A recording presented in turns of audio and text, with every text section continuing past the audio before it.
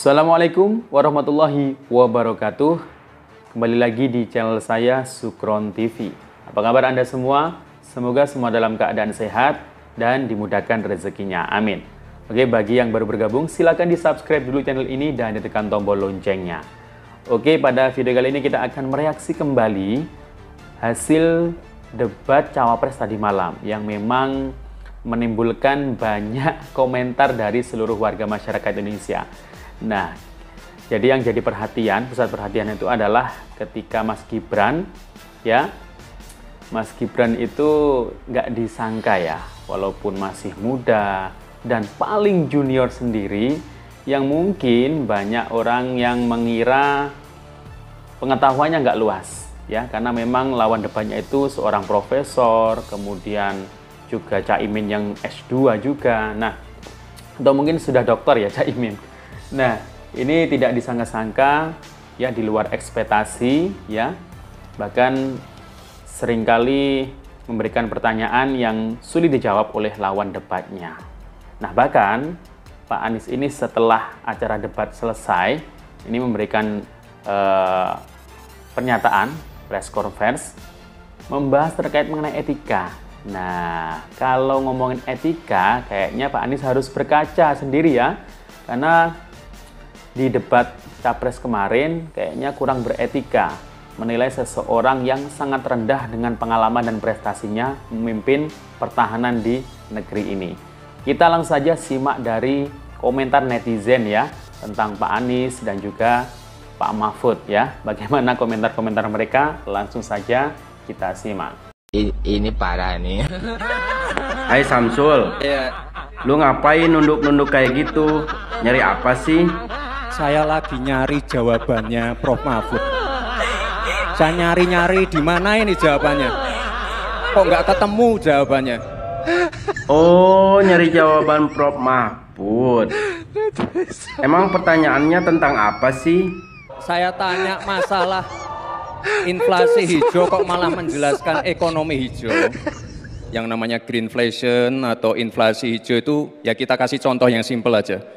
Demo rompi kuning di Perancis. Bahaya sekali. Sudah memakan korban. Ya, ini harus kita antisipasi, jangan sampai terjadi di Indonesia. Kita belajar dari negara maju. Negara maju aja masih ada tantangan-tantangannya. Intinya transisi menuju energi hijau itu harus super hati-hati.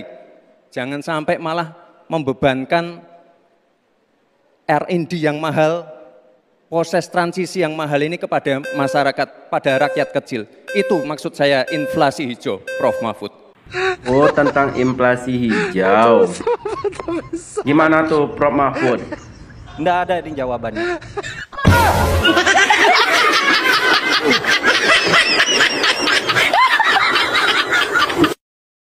Menunjukkan sikap yang menghormati lawan bicara dan tidak sedikit pun merendahkan orang yang sedang menjadi lawan debat. Saya juga nyari etika Bapak debat yang kemarin itu yang nyerang Pak Prabowo. Tanahnya, nilai kinerjanya di Kemenhan, terus nyerang secara personal pribadi. Apa itu etika juga Pak? Kayak gitu. Giliran Gibran aja baru bumbu-bumbu dikit itu masih menyangkut temanya, udah dibilang nggak beretika. Lagian lithium ferrophosphate beneran ada Pak gitu. Kalau kita penonton nggak ngerti apa sih tuh, googling dulu oke. Lah ini calon pemimpin harus ngerti dong.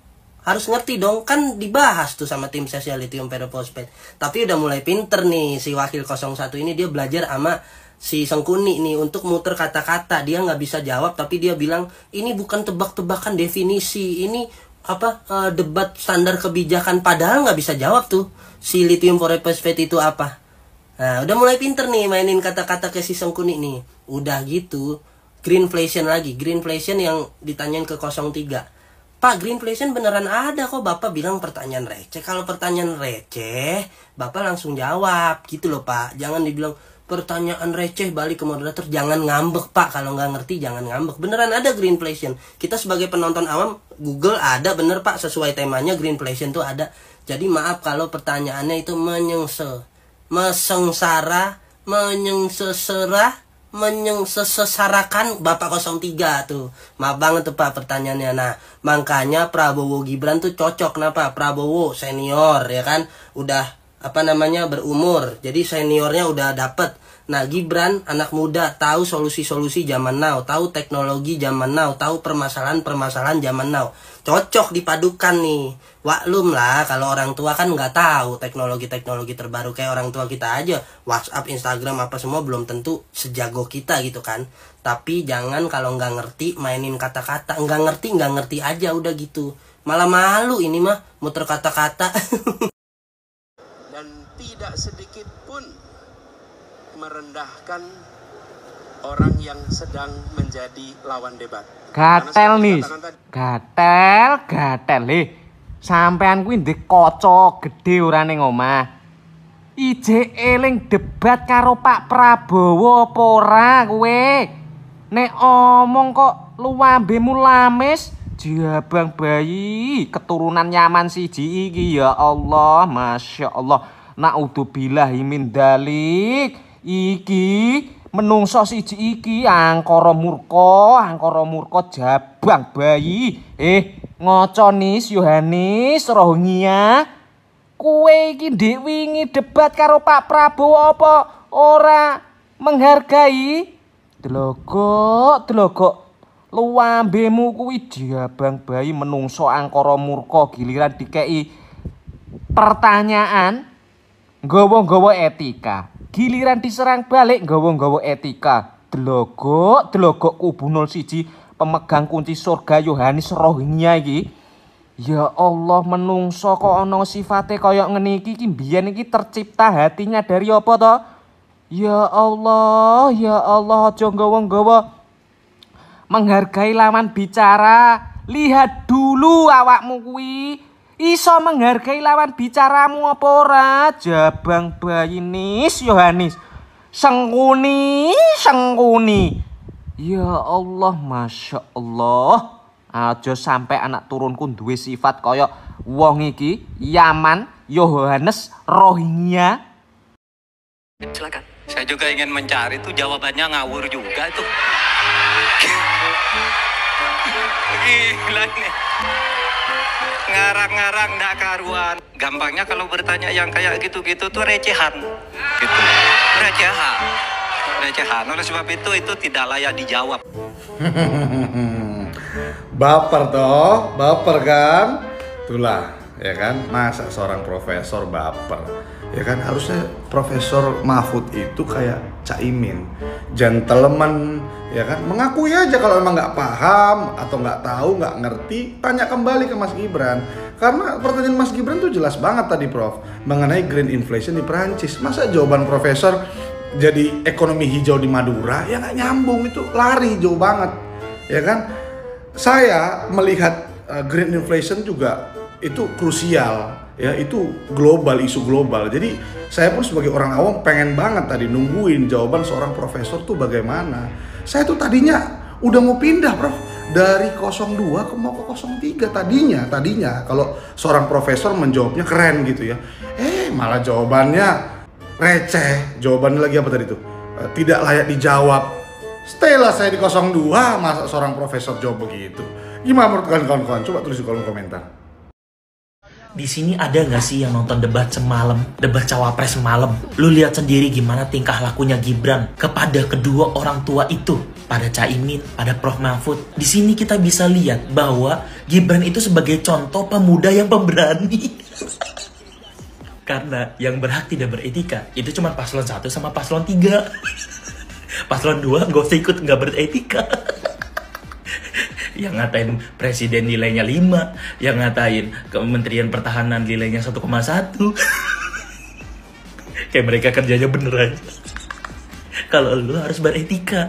Kalau mereka gak beretika gak apa-apa. Karena kan nanti yang jadi presiden 02. Udah dah, coblos 02 aja dah. Dari mana? Dari Hong Kong. Bagaimana cara mengatasi green inflation? Terima kasih. Kalau akademis itu gampangnya kalau bertanya yang kayak gitu-gitu tuh recehan. Gitu. Recehan. Oleh sebab itu tidak layak dijawab menurut saya. Dan oleh sebab itu saya kembalikan saja ke moderator. Ini tidak layak dijawab pertanyaan kayak gini. Tidak ada di jawabannya. Terima kasih. Kau dari mana? Dari Hong Kong. Pertanyaan greenflation itu pertanyaan mahal. Ini kan bicara tentang inflasi, kenaikan harga barang-barang yang diakibatkan oleh sebuah negara yang lagi melakukan transisi menuju ekonomi hijau. Itu memicu kenaikan banyak faktor biaya produksi dan mengakibatkan kenaikan harga barang-barang. Pasti gak receh dong. Pertama, ini melibatkan uang yang sangat besar, lingkungan, isu lingkungan. Dan pertanyaan ini pertanyaan keren menurut saya. Karena istilah greenflation itu istilah baru dalam istilah ekonomi. Jadi kalau nggak ngerti jangan sebut receh, jawab aja. Lagian ini debat yang sangat mahal kok. Gak benar itu, ya? Gak benar pertanyaannya, itu pertanyaan mahal itu, ya? Siapa? Makasih ya Pak. Selamat istirahat Pak. Yuk.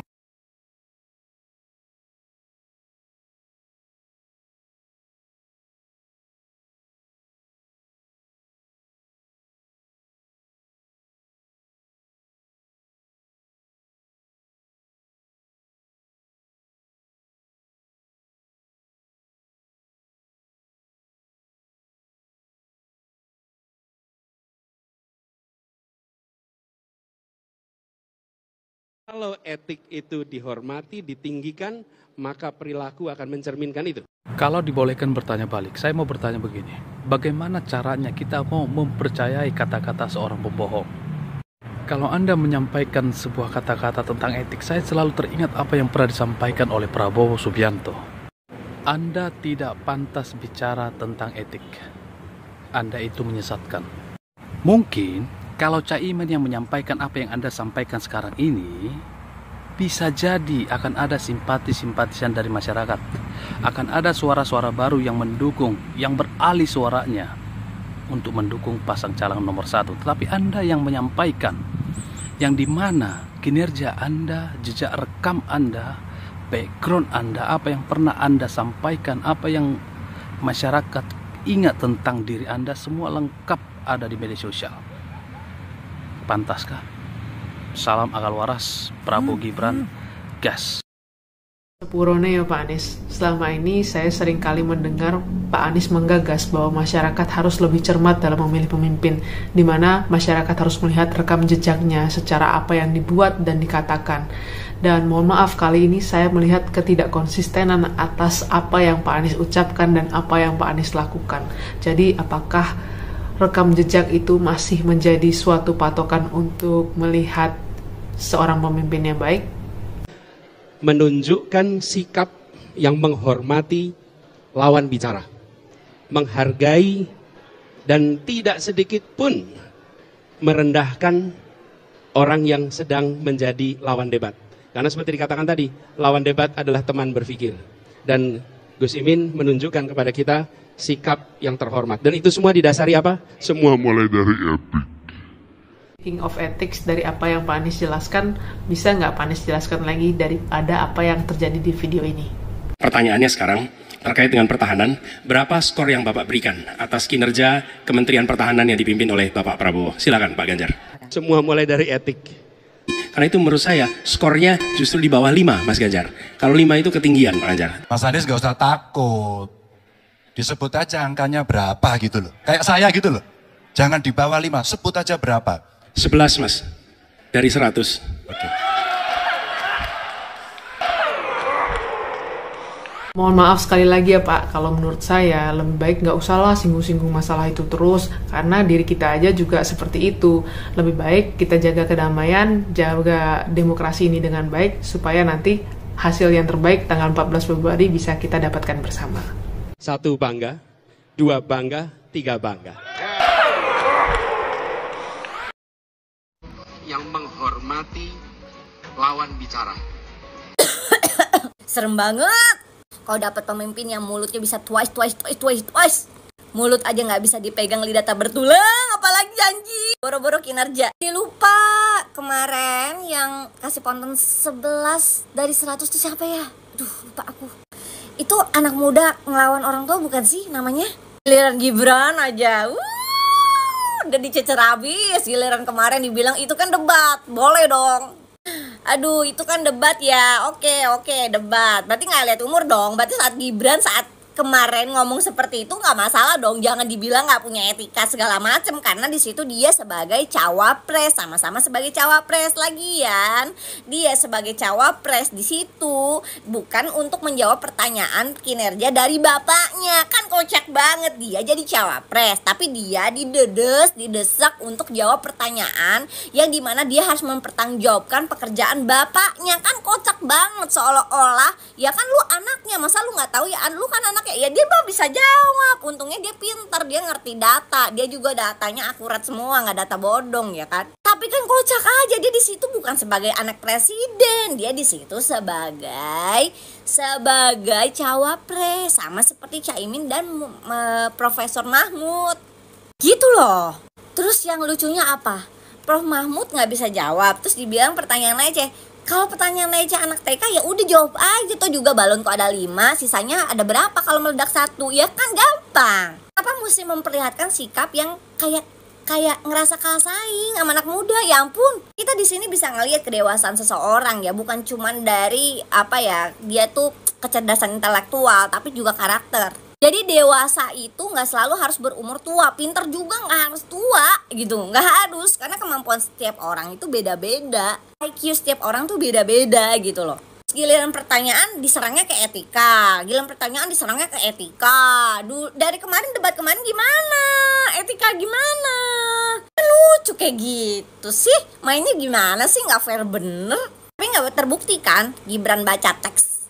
Ya kalau nggak terbukti, kalau misalkan dia ngomong enak banget ya Caimin, baca teksnya asik banget, ya nggak masalah karena dia nggak baca teks, dan di situ kan konteksnya debat kan, nggak masalah dong kayak gitu. Itu nggak nyerang personal, itu nyerang secara data, berarti tidak menguasai data, tidak menghafal, dan itu nggak masalah dong seharusnya. Kenapa dipermasalahkan? Itu udah termasuk nilai tambahnya dari Gibran karena dia menguasai data dan dia ngerti harus apa dengan permasalahan-permasalahan yang banyak itu. Karena dia hafal, dia nggak perlu baca teks, itu udah nilai plus, dan dia menonjolkan kelebihan dia dari kontestan lain. Di sini lihat itu mengikuti dari yang tua. Loh, lagi cari apa Mas Boruto? Ini Mbak, saya lagi nyari jawabannya Pak Mahfud. Tinggal dijawab aja, apa susahnya sih? Lah kan bisa langsung tanya ke orangnya Mas, orangnya kan dari tadi di samping Mas. Saya bantu cari jawaban buat dia. Yang bener aja. Gitu. Lagian ya menurut saya secara akademis pertanyaan dia itu nggak enak gitu loh. Mending nggak usah dijawab, cuma recehan. Lah kok gitu Pak? Namanya juga debat, apapun pertanyaannya ya harus dijawab Bapak. Males, pertanyaan kok cuma singkatan ataupun terminologi yang susah. Mau jebak saya dia, biar saya jadi bahan meme seperti Cak Iman. Sorry ya. Ya udah deh Mas Boruto, saya bantu cari ya pertanyaannya. Oh ini Mas, saya sudah dapat pertanyaannya. Mahfud MD, MD-nya itu apa? Hah? Lah kenapa Mbak? Mbaknya sama Prof Mahfud ini ngambek ya, saya kasih pertanyaan susah. Pertanyaan receh ya tinggal dijawab aja.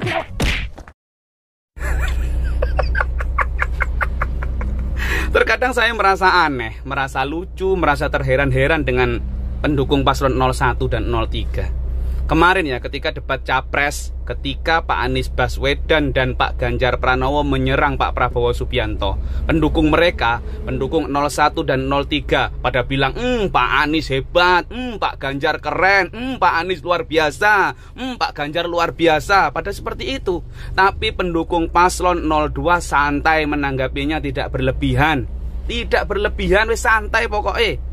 Tapi ketika tadi malam nih debat Cawapres, ketika Mas Gibran Raka Buming Raka menyerang Bapak Muhaimin Iskandar, menyerang Prof Mahfud MD, pendukungnya kelabakan, pendukungnya kepanasan, kayak cacing kepanasan tuh loh pendukung 01 dan 03. Mereka menyampaikan seperti ini, baper mereka, kebawa perasaan. Mereka menyampaikan, Mas Gibran sok asik, Mas Gibran songong, Mas Gibran apa, nggak ada etika, sama yang lebih senior, sama yang lebih tua nggak ada etika, attitude-nya jelek. Mereka menyampaikan seperti itu. Lah terus yang boleh menyerang apakah hanya apakah hanya paslon 01 dan 03? Paslon 02 nggak boleh menyerang, hanya defense begitu? Apa karena Mas Gibran terlalu OP sehingga kalian seperti itu?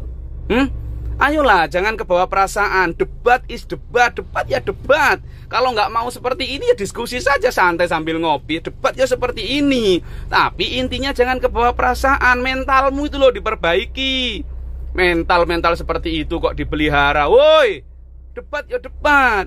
Makanya kayak Mas Gibran dong. Ketika kalian bilang Samsul, ketika kalian bilang anak ingusan, Mas Gibran dijadikan pelecut ejekan itu untuk memang Pak Prabowo tidak bisa menyerang balik kalian-kalian. Pak Prabowo tidak bisa menyerang balik, tidak mau menyerang balik paslon 01 dan paslon 03, tapi tidak untuk Mas Gibran. Jadikan pelecut. Ya. Mental seperti itu kok dipelihara. Cemen. Debat Capres ketiga, Ganjar dan Anies nyerang Pak Prabowo. Pendukungnya bilang kalau di Amerika debat itu saling nyerang hal biasa. Tadi malam diserang balik dengan sedikit gimmick. Gimana? Masih terasa aroma Amerikanya?